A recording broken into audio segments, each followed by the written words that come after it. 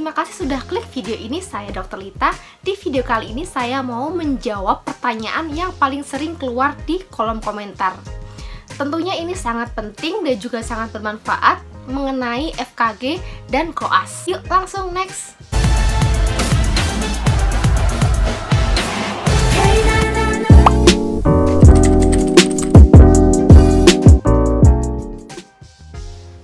Saya sudah merangkum ada beberapa pertanyaan dan tentunya ini yang penting buat di-share, jadi jangan di-skip. Yuk mari ke pertanyaan yang pertama. Kita mulai dari pertanyaan yang paling dasar dulu ya, yang paling sering juga ditanyain, Kak, kakak FKG di universitas mana? Oke, aku jawab. Sebenarnya dari kemarin-kemarin, dari video sebelumnya itu memang saya nggak pernah nyebutin saya alumni universitas mana, dan ini baru sebutin ya. Saya dengan bangga mengatakan saya alumni Unisula, Universitas Islam Sultan Agung angkatan 2013. Sudah terjawab ya. Saya bangga menjadi salah satu dokter lulusan Unisula, terutama Fakultas Kedokteran Gigi, karena di sana itu kualitasnya bagus, kompetensinya bagus, teknologi pula, dan lain-lain. Lanjut ke pertanyaan yang kedua. Kalau koas itu Kak, kita digaji atau tidak? Jawabannya tentu tidak. Koas itu tidak sama dengan internship. Kalau internship kan biasanya digaji, kalau koas itu tidak. Koas itu masih bagian dari pendidikan sebelum kita menjadi dokter maupun dokter gigi. Jadi itu kita tidak digaji. Selayaknya pendidikan pada umumnya, koas pun tuh juga masih ada biayanya. Jadi kita yang bayar. Biasanya itu per semester bayarnya. Sama seperti kalian kalau kuliah kan ada semester. Nah itu sama, koas pun seperti itu. Oke gitu ya, koas tidak dibayar. Next ke pertanyaan selanjutnya. Kak, kalau lulusan SMK bisa masuk FKG nggak Kak? Ini sering banget ditanyain sih. Kadang tuh ada tanya juga, IPS bisa masuk nggak Kak? Gitu. Jadi saya jawab ya, setahu saya tuh tidak bisa. Kenapa? Biasanya pas kita masuk ke univ kedokteran atau maupun kedokteran gigi itu kan ada tes masuknya. Nah itu tesnya biasanya itu ada yang berbau-bau IPA seperti biologi, fisika, kimia kayak gitu-gitu. Nah itu kan berarti kan kalian harus sebelumnya masuk ke IPA. So kalau memang kalian dari awal ingin menjadi tenaga medis seperti dokter, dokter gigi, perawat atau yang lain, ya kalian baiknya mengambil IPA dari awal, dari SMA-nya itu. Sebenarnya ini setahu saya memang nggak bisa sih. Untuk univ lain saya sebenarnya kurang tahu itu bisa apa nggak, tapi setahu saya sejauh ini saya tahu itu tidak bisa. Lanjut ke pertanyaan selanjutnya. Kak, kalau mau jadi dokter gigi harus kuliah dokter umum dulu atau bagaimana ya Kak? Nah ini mungkin ada beberapa orang yang masih keliru. Jawabannya adalah tidak. Kenapa? Karena Fakultas Kedokteran Umum dan Fakultas Kedokteran Gigi itu adalah fakultas yang tersendiri, jadi berbeda. Kalau kalian mau menjadi dokter gigi, berarti kalian ke Fakultas Kedokteran Gigi, bukan ke Kedokteran Umum dulu, terus ngambil spesialisasinya gigi, jadi bukan seperti itu ya. Oke, paham kan sekarang? Sebagai info lanjutan, Fakultas Kedokteran Gigi juga punya spesialisasinya sendiri loh. Ada banyak spesialis yang sering kita temuin nih. Spesialis kawat gigi atau ortodonsi, spesialis prostodonsi atau gigi palsu, atau spesialis bedah mulut, dan masih banyak lagi. Jadi FKG pun juga banyak spesialisnya ya. Kita lanjut ke next question. Kalau kuliah aja mahal nggak sih Kak biayanya? Lebih mahal pas koas atau pas kuliah? Jujur, kalau pendapat saya pribadi itu sama banyaknya biayanya. Meskipun S1 ditempuh dengan waktu 4 tahun dan koas itu 2 tahun, tapi kalau dari segi biaya menurut saya pribadi tuh hampir sama. Soalnya di koas itu tuh banyak kebutuhan yang harus kita beli. Alat, bahan, nah itu harganya tuh nggak sedikit.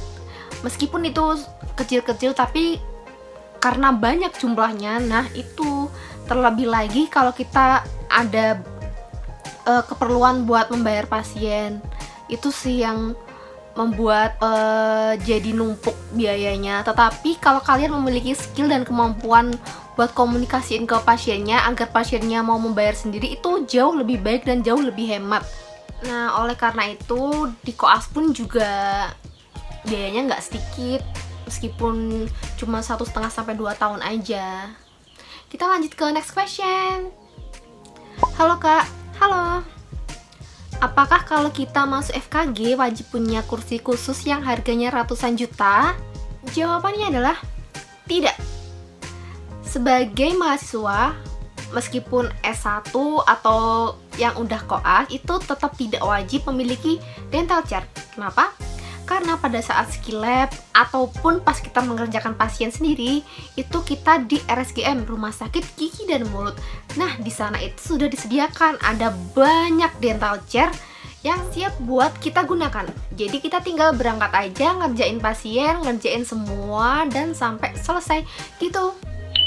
Sebagai info tambahan, untuk bahan-bahannya dan juga alat itu ada juga yang sudah disediakan di RSGM.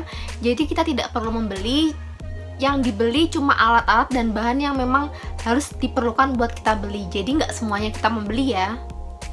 Kita ke next question, yaitu Kak, kemarin skripsinya tentang apa? Hehe. Oke, aku jawab ya. Jadi skripsiku kemarin itu penelitian laboratorium yang meneliti tentang efektivitas suatu ekstrak terhadap jamur di rongga mulut. Jamurnya adalah Candida albicans.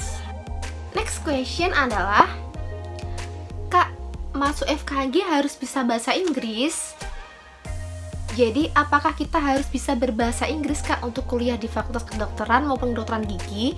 Jawabannya adalah itu tidak wajib.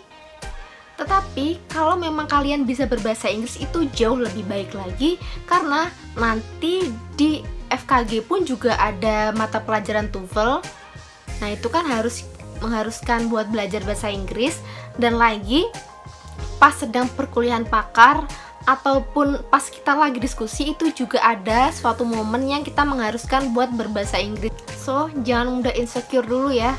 Kalau kalian tidak bisa sesuatu, itu kalian nggak usah takut, nggak usah insecure dulu, kan masih bisa belajar.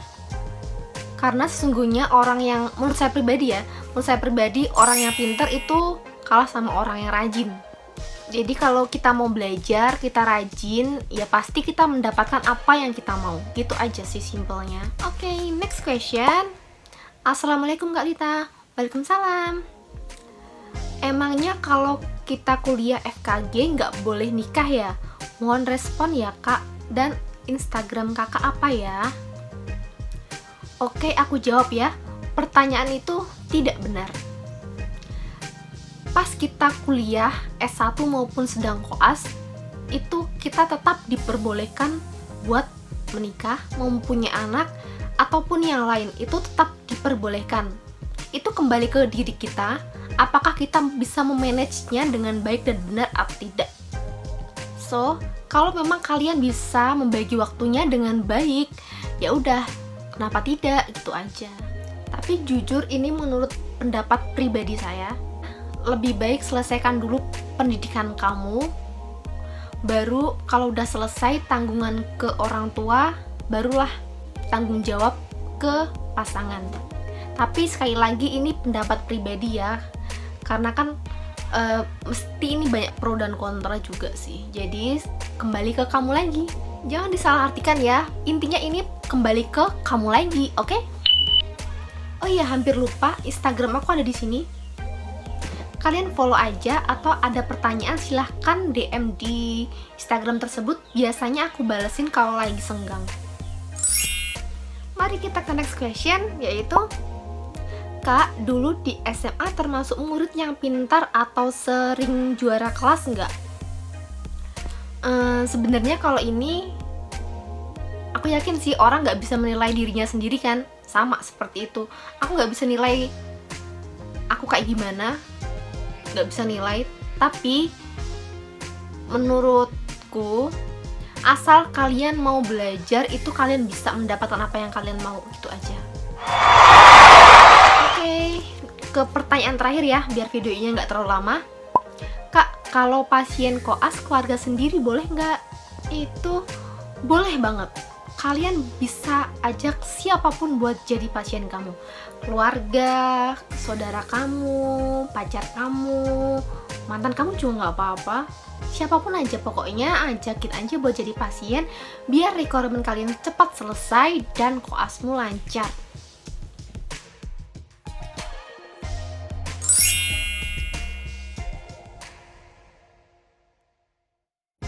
Itu tadi pertanyaan terakhir. Kalau kalian ada pertanyaan lebih lanjut, kalian bisa tanya di mana aja, di kolom komentar, di DM Instagram, boleh banget.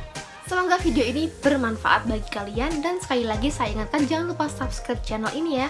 Tinggal subscribe, tombol di bawah. Oke, terima kasih, see you on the next video.